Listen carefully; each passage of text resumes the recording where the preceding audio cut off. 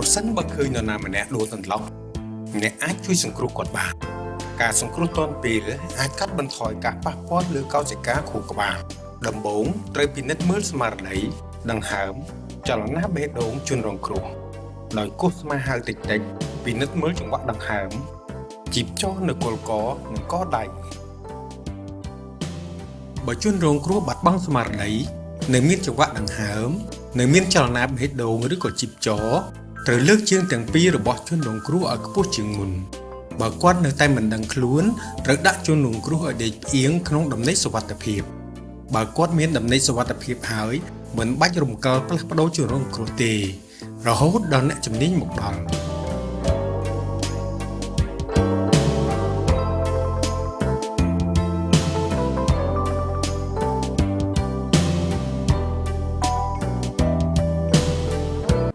គួរជៀសវាងការបញ្ចុកទឹ